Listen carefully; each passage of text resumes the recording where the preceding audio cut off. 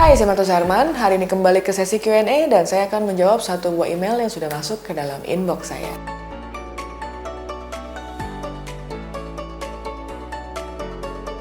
Makasih banyak buat teman-teman yang udah kirim email ke martasuherman@gmail.com. Hari ini saya akan memilih satu buah email untuk dibahas. Dan email yang saya pilih hari ini adalah email dari Ifti Samni.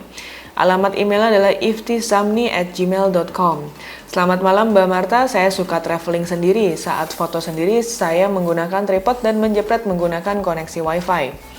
Hasil foto saya masih kurang bagus, kurang tajam, dan kurang bagus fokusnya. Gimana ya tips-tips cara setting kamera foto sendiri agar hasilnya jauh lebih bagus dan tajam? Saya juga menggunakan DSLR beberapa bulan ini. Sebelumnya saya menggunakan kamera handphone.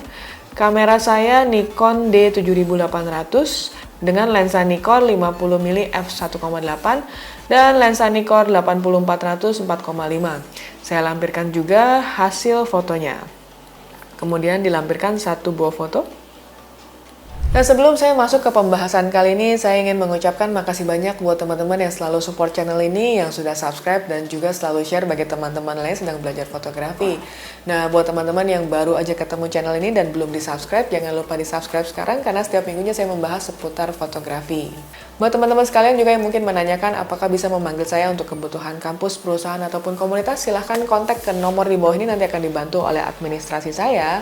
Dan juga buat teman-teman yang juga membutuhkan jasa fotografi, videografi, ataupun social media management, silahkan kontak ke nomor tersebut. Nah, di sini email yang cukup menarik dibandingkan dengan email-email lainnya nih. Yang ini kita bahasnya tentang foto selfie, yang saya belum pernah bahas juga di video-video saya sebelumnya. Jadi di sini cukup menarik dan juga cukup penting karena biasanya buat orang yang sering traveling sendiri dan pengen punya foto yang proper itu memang nggak gampang. Pernah mungkin teman-teman sekalian punya kejadian difotoin sama temennya terus tahu-tahu yang tajam belakangnya gitu ya, bukan kitanya, muka kita nggak tajam tapi malah backgroundnya jadi tajam. Di sini memang banyak banget intrik-intrik yang harus kita perhatikan ya pada saat kita melakukan syuting sendiri atau photoshoot sendiri. Ada beberapa poin yang memang harus diperhatikan dan juga harus hati-hati. Nah, di sini teman-teman kalau kameranya tidak memiliki koneksi wifi, teman-teman biasanya kan harus menggunakan remote yang wireless. Itu mungkin sebagai optional buat teman-teman yang ingin mengambil foto selfie. Dan yang harus hati-hati pada saat kita menggunakan foto selfie adalah kameranya make sure memiliki beban yang cukup. Karena takutnya ya kalau kamera ditinggal tanpa ada penunggunya, takutnya kameranya ketiup angin atau kesenggol orang, lalu dia jatuh gitu. Yang ada malah kamera kita rusak. Jadi teman-teman harus perhatikan, coba cari tripod yang memang ada gantungan tasnya sehingga tas kamera kalian bisa kalian taruh di sana supaya menambah beban pada tripod atau kamera kalian sendiri. Dan memang akan lebih baik kalau misalnya teman-teman ada seseorang yang bisa membantu memencet shutter. Itu mungkin tips yang akan jauh lebih mudah ketimbang kita menggunakan remote saja gitu ya. Nah, ada satu cara yang teman-teman harus perhatikan adalah coba kalau teman-teman menggunakan aperture yang let's say besar, misalnya 1,4 atau 1,8 atau ya paling ininya mungkin di sekitar 2,4 gitu ya. Nah, teman-teman harus mencoba memilih satu titik yang memang bisa sebagai titik fokus kalian. Jadi misalnya kalau teman-teman ada semacam tas atau misalnya ada benda tertentu yang bisa ditaruh di area tertentu, nah teman-teman coba fokusin ke benda tersebut dulu. Jadi itu untuk mengatur titik fokusnya kita.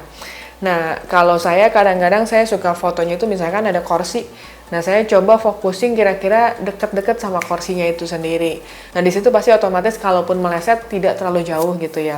Ini juga salah satu intrik yang saya pakai biasanya kalau saya ingin memotret sebuah benda yang dicemplungkan ke dalam akuarium.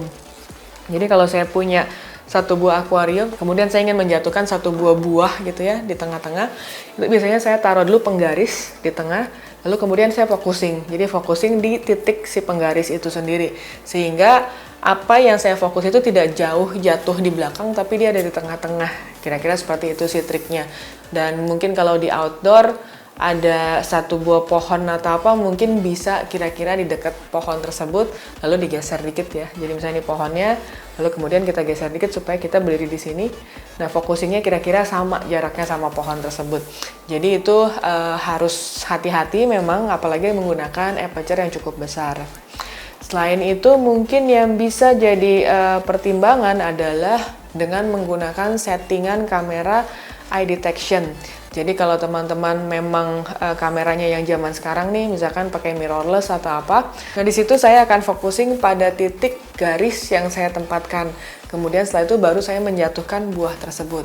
Jadi teman-teman harus perhatikan ya, make sure kita bisa menempatkan titik fokus yang tepat.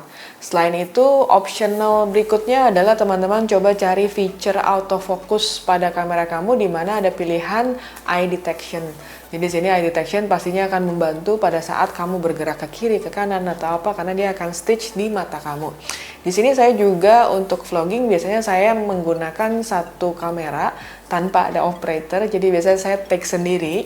Di sini saya menggunakan Nikon C50 dan saya set selalu di eye detection karena saya biasanya taruh settingan sesimpel mungkin.